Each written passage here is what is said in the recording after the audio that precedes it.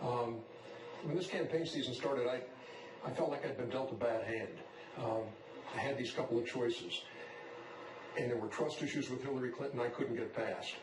And there was this inflammatory rhetoric from Donald Trump, which to me was incomprehensible and indefensible. I couldn't vote for either one. For the first time in going to the polls for 42 years, I hit the write-in button. And I voted for John Kasich. And I left knowing that John Kasich wasn't going to win. But I left with a clear conscience because I hadn't settled. Number two, I'm hopeful. I watched the video today at CNN on what was going on at the White House with Donald Trump, President Obama.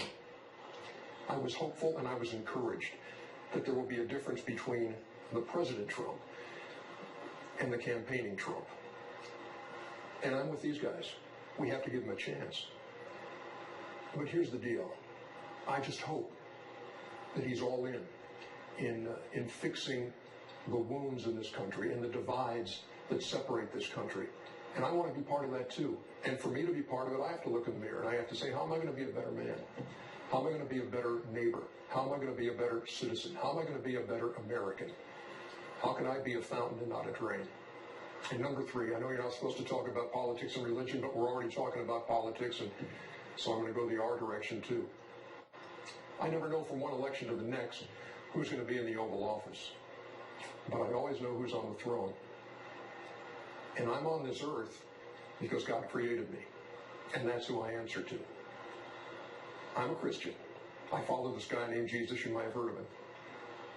And the greatest commandment he gave me was to love others. And Scripture also tells us to pray for our leaders. And that's what I'm going to do. I'm going to pray for Donald Trump. I'm going to pray for all those people right now who feel like they're on the outside looking in, who are afraid at this point. Pray for them too. In short, I'm praying for America. And I'm praying that one day we're going to look back and we're going to say, you know what? That Donald Trump presidency, that was all right. But I'm praying.